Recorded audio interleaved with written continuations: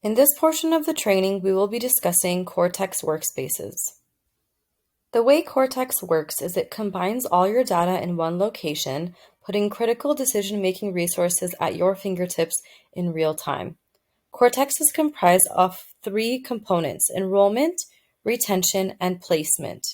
These three components work together to give you a better grasp of what's happening with your students throughout their time in the student journey, and gives you the ability to enable more students to enter the workforce trained and ready.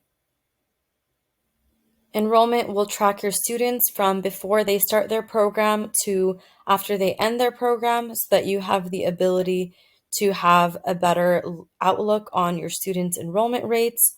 The retention will give you a way to analyze and retain your students throughout their life cycle, and the placement will give you a better way to track when student graduates are hired in relevant positions and give you the ability to verify job placements more easily. These three components of Cortex can be found under your workspaces. They can be found on your left-hand side under enrollment, retention, and placement. When you click into retention, one resource that you will find is your automations tab at the top of your screen. Automations will give you an easy way to send out communications to your students. You have the ability to send out automations as in the form of an email, a push notification on the app, or a text message to your students. After sending out your automations, you have the ability to view a breakdown of all the automations that are being sent at your school. So you will be able to see how many messages were sent and which of the different automations these contribute to. Below that, you will see an activity table, which will show you the names of your students, which automations were sent out, when they were sent out, and if they were opened. You also have the ability to see the date and the time that they were opened. What can automations be used for? You can use automations to send out messages to students who have missed a certain amount of days. You can send them based off of risk scores. You can also personalize them by using tokens, which serve as fillers for student name, student last name, and things like this. You can also track sent automations to view your students engaging with them, and you can send them in three different forms. You also have the ability to look at the history and export that history. A few simple automations that we recommend you try today are last activity recorded automation, which will send out if a student has missed 7 or more days of class. You can also send out congratulations on attending your first day, congratulations on graduating, and a few other automations. We also have more global automations you can send out as far as catalog updates, student survey announcements, drug and alcohol awareness campaigns, school-wide announcements, and other forms of communications. Other automations that we recommend to you to send out are missed attendance thresholds. So students who have missed a certain amount of time, you have the ability to send out a message to them, and you can personalize them through these tokens that show students' first name, maybe instructor's name as well. You can also send out an automation that will tell the students if they have not received that academic minimum and they have fallen below, and give them the ability to make an appointment with a certain contact at your school to get them back on track. You also have the ability to send out automations in regards to skills tracker and your students' progress, and staff notifications when students are falling behind, so they have the ability to intervene. Within your retention workspace, if you click on automations, you'll have the ability to see default automations that are already built out for you. All these automations are going to be inactive until you activate them and you send them out. You can send them out based on triggers, based on specific categories. You can also create your own automations by clicking plus automation in the top right corner. Creating your own automation is quick and easy to do.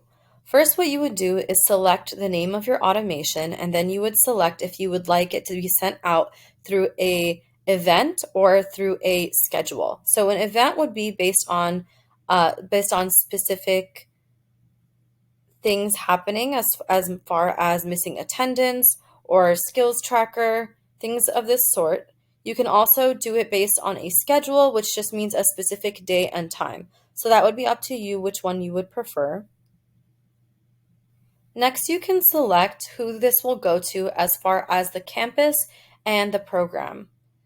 Lastly, you would compose your message. You would select if you would like it to be sent through an email, a push notification, or a text message. You can enter in the subject title here and start typing in the body of the message. You have the ability to type the message that you would like to and insert images, links, and tokens. Certain types of tokens that are available and really helpful would be student's first name, course name, instructor name, school name, time attended, total, and missed.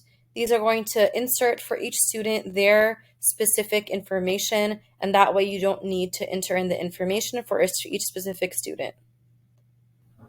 One of the first automations that we recommend you send out to students is to remind them to add their phone number to CourseKey. And this way, if they add their phone number to CourseKey, you have the ability to send out automations in the form of text messages. Adding their phone number is easy to do. What they would do is log into the CourseKey application, click on account, and they will see phone number here. They can just enter in their phone number, put in the confirmation code, and click submit. It should take approximately 5 seconds to complete this process. Digital Workspace is a great tool to use to display visibility into student engagement, so you can identify at-risk students, prioritize interventions, automate outreach activities, and optimize student retention and success efforts. This data is collected and represented through risk scores, which incorporate attendance, lateness, last activity recorded, academic grades, and skills tracker if your school is using skills tracker. You also have the ability to filter by the school, campus, program, instructors, or risk levels. The retention workspace is made up of multiple subtabs: the overview, insights, automations, and settings. First, let's talk about the overview. The overview will show you students and their risk levels. It'll give you a total number of students in the middle of the circle, and it'll give you a breakdown of which students are in which risk levels, and you have the ability to look at the trends using this graph here. You can also filter by schools, programs, courses, and other filters. And below that, you will be able to see your students and the risk scores, which are made up of attendance, lateness, last activity recorded, academics, and skills tracker if your school is using skills tracker. You may be wondering how the risk levels work. In the settings tab, you have the ability to set up your risk factors and how much each risk factor will contribute to that overall risk score, the risk levels and the way you would like them identified, and daily alerts. First, you'll capture the risk factors by selecting which factors you want to contribute into it. So you can check these boxes for the ones that you would like attributed, and you can click Save. Last activity recorded is going to show how long ago your student has interacted with their courses. The attendance is going to be the attendance that is captured in the Courses tab. Lateness is your students being tardy to class. Academics will involve assignments, quizzes, and discussion topics. Checklists will incorporate skills tracker, so completing those competencies. Ideally, your students should be at 100%, meaning that they are doing well in every category, and this will result in 0 risk points. You want your students to have 0 risk points. The higher the risk that they are, the closer to 100 they are, and that is not where you want your students to be. So ideally, the lower the students' risk points, the better they're doing in the program. For the attendance risk factor, this takes into account the total time the student was expected to be in class and checked in CourseKey. It does not include asynchronous assignments completed through Canvas, for example. It also does not include credit hour courses or courses that have flexible schedules, such as externship. However, makeup time is taken into account as far as the attendance. The actual time that a student attends will be the time that they check in and the time that they checked out, that time in between, minus their break time, whereas the expected attendance is the time that the attendance session is scheduled to take place today, minus any breaks. Cosmetology schools and barbering schools that use a wheel course approach, meaning that the course is open for 2 or 3 years approximately, and students are added and dropped to these courses as they enroll. Students' attendance will be calculated by the attendance sessions that are scheduled during the time the student is actually enrolled in the course. It will not include the attendance sessions that happened before or after the student was active in the course. As far as the risk factor known as checklist, this incorporates CourseKey skills tracker tools. This risk factor will track how many skills the student has completed out of how many skills the student is expected to complete during the duration of their program to make sure that students are not falling behind in completing their checklists. This calculation will assume a consistent pace of daily progress as far as the students completing their skills tracker program. LAR is known as last activity recorded. This is the last date or how many days it's been since the student has went into CourseKey and shown any activities. This does not include logging into the app. The student would need to engage in their courses either through asynchronous courses, completing quizzes, or other forms of engagement. LAR will tell you how many days it's been since a student actually showed any movement in their course key, and 0 days since last activity means 0 risk points. This is how your student ideally would be, and for every day that they haven't been in course key, they will receive a risk point. And so students will accrue these risk points as far as LAR the longer that they are away from course key. The lateness risk factor will take into account how frequently your student is late or tardy to their scheduled attendance sessions. Since it takes into account scheduled attendance sessions, your asynchronous assignments or flexible scheduled courses such as externship or your credit hour courses will not contribute to this risk factor. The higher the risk points, the more often your student is tardy to class. Now let's talk a little bit about weights and thresholds. You will have weights and thresholds for each of your risk factors. The weight is going to be how important this specific risk factor is or how much it contributes towards your student's risk score. The more important or vital the risk score is to the retention score or the risk score, the higher the weight will be for that specific risk factor. The sum of all the weights must make up 100%. So you need to decide out of 100%, what percent is each of the risk factors going to weigh, so to say, in the student's risk factor. The threshold is more like a minimum or the standard of how the student should be performing as far as that specific risk factor. To sum up, your weights is going to tell you how important each risk factor is, and your threshold is going to tell you where the student ideally or most commonly should be at as far as that risk factor before they are considered to be a concern. These risk factors, weights, and thresholds can always be adjusted from within your Settings tab. To look at it in a more visual way, on the left-hand side here, the threshold is going to show you a minimum of where your student should be. Otherwise, below that would be considered to be at risk. Whereas your weights on the right-hand side is going to show you for each of these risk factors that make up the total risk score for your students, how important each one is, meaning how much it will contribute to the overall risk score. Let's use this student as an example. Let's say for this program that attendance makes up 50% of the weight for the risk score, academics makes up 20%, and skills tracker makes up 30%.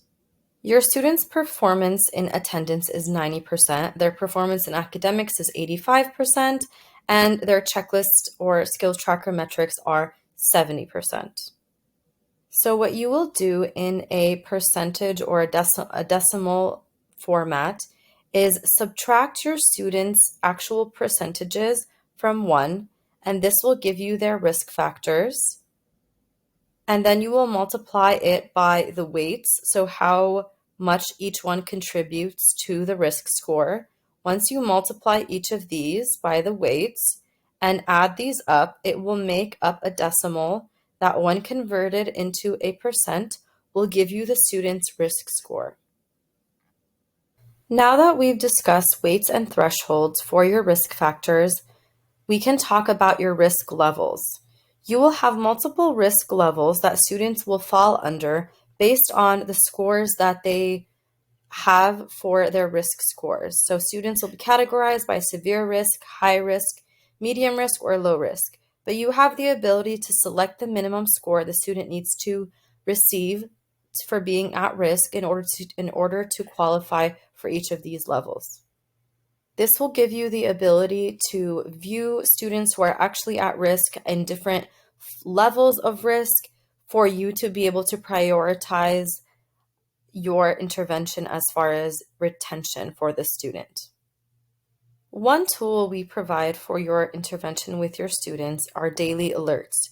You have the ability to go into your settings for daily alerts and toggle on the severe risk in order to let your staff members and admins know each morning which students are now considered at risk. You can enter in their emails here and select them in order for this email to go into your students, your faculty's email inbox every single day. And this is an example of what it will look like each morning. So this one says, great work, no students have been added to severe risk in the last 24 hours. However, when your students are added to this or qualify for severe risk, the email will let this instructor or the admin know how many students actually are new to this severe risk category. Your retention workspace also provides tools to be able to visualize all the information that contributes into retention. It will give you a way to see a breakdown of all of your students and how many students are in different LAR ranges. It gives you the ability to look at attendance percentages in courses to date in a breakdown. You can also look at checklist submissions, trends for your students, and academic percentage in to date tables. It looks like this. It's in one of these tabs here at the top of your screen. You have the ability to filter by campus, enrollment status, courses, and you'll have the ability to view how long it's been since your students have actually accessed CourseKey, how many students have not been in CourseKey in 29 or more days, how many students have not been in CourseKey in 15 to 28 days, and how many students have not been in CourseKey in 8 to 14 days. You can also look at attendance percentage in courses to date, so you'll have this breakdown into the table. You have a couple of different ways to view the information in your insights, and it gives you a really good high-level overview of the different actions that are happening at your school.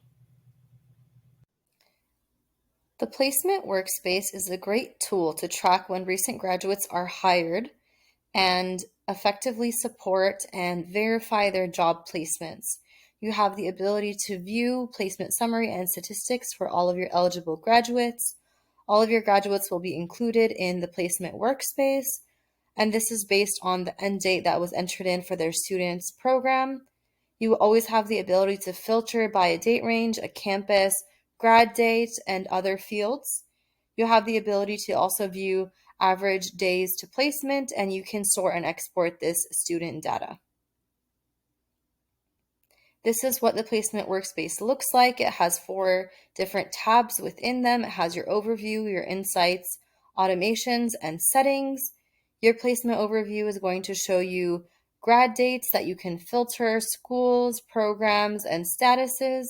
It will show you a total number of students who have graduated and how many students have been placed versus how many students have yet to be placed, and how many have missed the goal if you did indeed enter in a goal for yourself. It will show you an average placement rate, and it will show you an average of how many days it takes your graduates to be placed in a relevant position. Below that, you will see the graduate list. So this will show all of your graduates, what program they graduated from, their grad date, how many days it's been since they graduated, and their status as far as placed or not placed. When you click on your settings tab at the top, you have the ability to set placement goals. You can set these goals by placing an average rate of how many students you would like to be placed and how many days you would like to have them placed. You also have the ability to set here when you've missed that goal and which students fall under that goal, missed goal status. Within your forms, you have forms that you can create, such as employment surveys, and this way you have the ability to enter in required fields or fields that you can remove or have as optional. You have a way to copy this link and to provide that to your graduates, and you have the ability also, if you would like to approve these submissions, and if they are not adequately filled out, you have the ability to reject these and they can be filled out again. This way you can automate through CourseKey sending out this form on a scheduled basis, and it will automatically send out to your students and remind them to complete this information, making it easier on you and giving you more time back in your day.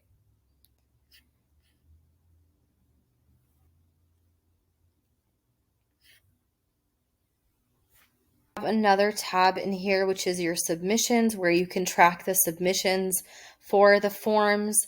And here you'll be able to see the names of your students, the program they're in, when they graduated, and when they submitted these forms. You have the ability to also look at their status. If it's pending, that means that you will need to go in and approve those submissions. And if not, if they did not adequately fill out the form, you can always reject this and have the students fill it out again. If you click view submission, you'll be able to see the submission of what the student actually filled out and when they filled it out, and you can take a look at that data. You have the ability to send out automations in regards to enrollments, whether that be a first day of class reminder that you can send out, or the congratulations on completing the first day. These can always be created, and we have templates provided to you. They are in an inactive state. You can go in and edit them as you would like and activate them and have them sent out to your students. You can also create or add new automations to this. The enrollment workspace is going to show you the data of your active students, your canceled students, and your future start, so that you have the ability to look at all of the incoming students and active students. You can also look at a breakdown of your students, and you can filter by their status. So you'll be able to see the names of your students, their campus, their program, the last activity recorded if they are an active student, the lead category, the lead source, and then whether they are active, canceled, or a future start. You always have the ability to filter through here by lead categories, lead sources, the campus if you have access to multiple, and which program it involves.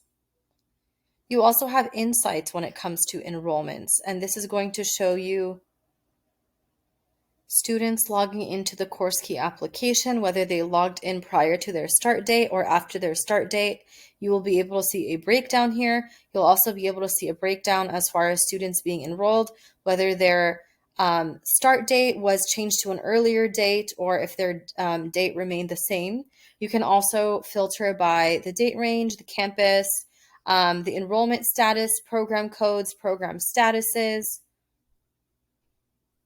Other important details involved and outlined in the enrollments insights tab will be your successful enrollment table, your canceled enrollment table, your enrollment date change. All that information is going to be organized for you, and you have the ability to filter and to look at all of that information in one place.